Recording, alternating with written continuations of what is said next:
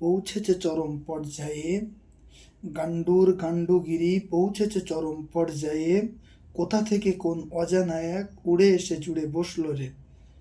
একদিকেতে মুফতি সাহেব জাতির খেদমতে লিপ্ত, একদিকেতে মুফতি সাহেব জাতির খেদমতে লিপ্ত, অন্যদিকে আরেক দল ফিতনা ছড়াতে ব্যস্ত।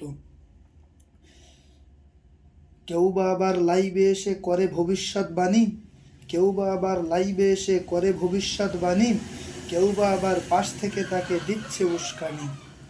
বলি আমি তাই বন্ধ করো তোমাদের এসব ভণ্ডামো, বলি আমি তাই বন্ধ করো তোমাদের এসব ভণ্ডামো, বুঝলে জাতি বন্ধ হবে তোমাদের এসব মূর্খামি। আসসালামু আলাইকুম ওয়া রাহমাতুল্লাহি তাআলা ওয়া বারাকাতুহু। আলহামদুলিল্লাহ ওয়াসসালাতু ওয়াসসালামু আলা রাসূলিল্লাহ।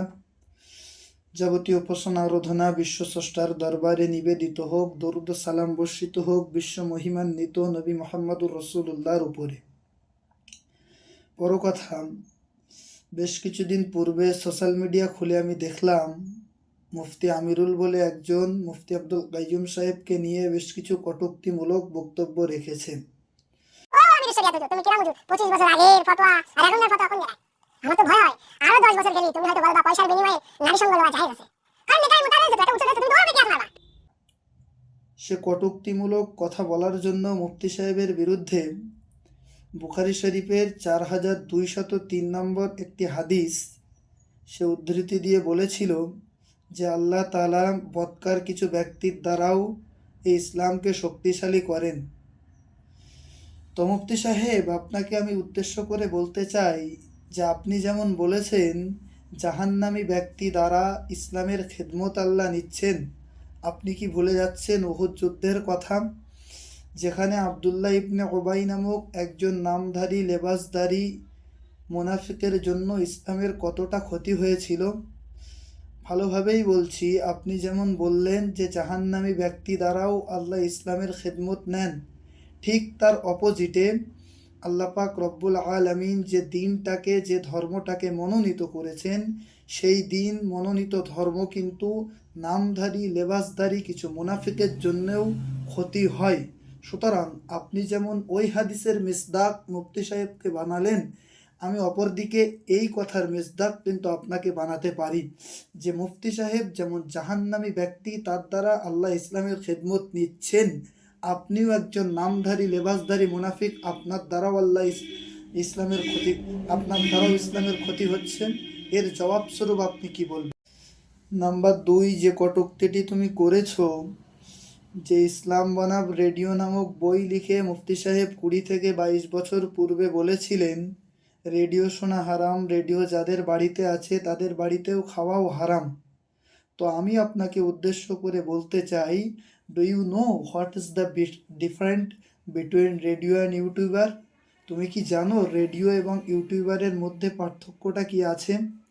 রেডিও যেটা বিভিন্ন গান বাজনা থেকে শুরু করে অন্যান্য জিনিসগুলোকে প্রমোট করা হয়, তারা রিপ্রেজেন্ট করে, এবং মুফতি আব্দুল মাতিন সাহেব কর্তৃক ইসলামিক ইউটিউবার ইউনিটি নামক একটি সংগঠন আছে, যেখানে তারা নিয়মিত মুফতি সাহেবের ওয়াজটাকে রেকর্ড করেন এবং সম্প্রতি সোশ্যাল মিডিয়ায় সেটা প্রচার করে থাকেন।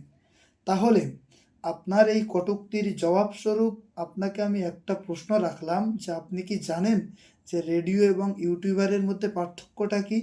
আগে আপনার সাঙ্গপাঙ্গ থেকে শুরু করে যারা আছে তাদেরকে আপনি আগে জিজ্ঞাসা করুন যে রেডিও এবং ইউটিউবারের মধ্যে পার্থক্যটা কি আছে। সাথে সাথে আমি আপনাকে একটি চ্যালেঞ্জ করছি, যদি আপনি দেখাতে পারেন যে মুফতি সাহেব সঙ্গে করে কোনো দিন কোনো ইউটিউবার জলসা রেকর্ড করার জন্য নিয়ে গেছেন, আমি আপনার সঙ্গে ওয়াদা করছি জীবনে জাতির সামনে কথা বলবো না, জাতির সামনে কথা বলাই আমি ছেড়ে দেব। 3 নম্বর যে কটূক্তিটি তুমি করেছো সেটা হলো যে নিকাহে মুতাআর ব্যাপারে নাকি কয়েকদিন পরে মুফতি সাহেব এটাও ভবিষ্যৎবাণী করে দেবেন যে নিকাহে মুতাআও জায়েজ, নারী সঙ্গমও জায়েজ।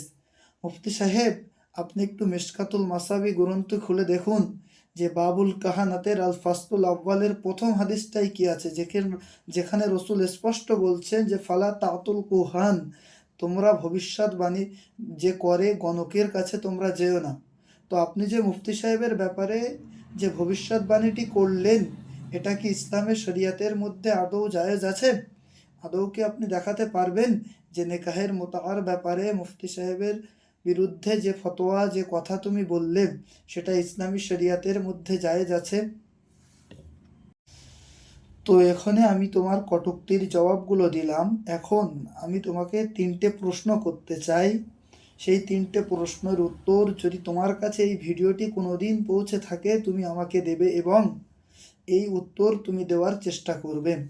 নাম্বার 1 প্রশ্ন তোমার জন্য যেটা, তা হলো সাংগঠনিক প্রক্রিয়ায় মুফতি সাহেব যেভাবে জাতির খেদমত করে চলেছে, তিনি তো তোমাদের কলিগ, তাহলে তোমরাও তো বিভিন্ন সংগঠন খুলছো, সেই সমস্ত সংগঠন দ্বারা তোমরা জাতির খেদমত না করে কেন তোমরা তানার পিছনে পড়ে আছো? তো নাম্বার 2 প্রশ্ন আমি তোমাকে উদ্দেশ্য করে যেটা বলতে চাই সেটা হলো, ভালো করে ভেবে দেখো, তোমার ব্রেন দিয়ে তুমি ভালো করে ভেবে দেখো, রেডিওর বিরুদ্ধে মুফতি সাহেবের কথা নিয়ে তুমি যে কটূক্তি করলে, তুমি বা তোমার সহপাঠীর মধ্যে কেউ সময়ের কালক্রমে তোমাদের কথা বা তোমাদের ফতোয়াটা এমন পাল্টে যায়নি তো? তো 3 নম্বর প্রশ্ন তোমাকে উদ্দেশ্য করে আমার এটাই, যে মুফতি সাহেবকে মুফতি আব্দুল মাতিন সাহেব আমিরুশ শরিয়াত বলেছেন, এই নিয়ে তোমার এত প্রতিবাদ, এই নিয়ে তোমার এত কথা, কিন্তু বিভিন্ন স্টেজে যারা আল্লামা হওয়ার যোগ্য না তাদেরকে আল্লামা বলা হচ্ছে, যারা মুফতি নয় তাদেরকে মুফতি বলা হচ্ছে, এর প্রতিবাদ কোথায় তোমাদের কাছে? তো যাই বা হোক, আমি এই 3টে প্রশ্ন তোমাকে করলাম। সর্বশেষ একটি কথা, আগামী 1লা, 2রা, 3রা ফাল্গুন জামিয়া রহমানিয়া রিসালে সওয়াব আমি দেশবাসীকে উদ্দেশ্য করে বলতে চাই, আপনারা সবান্ধবে উপস্থিত হয়ে জামিয়া রহমানিয়ার ইসালে সওয়াবটাকে আপনারা সম্পন্ন করার চেষ্টা করবেন। এ পর্যন্তই। আমিন ওয়া আখিরি দাওয়াহুম আনিল হামদুলিল্লাহি রাব্বিল আলামিন। আসসালামু আলাইকুম ওয়া রাহমাতুল্লাহি তাআলা ওয়া বারাকাতুহু।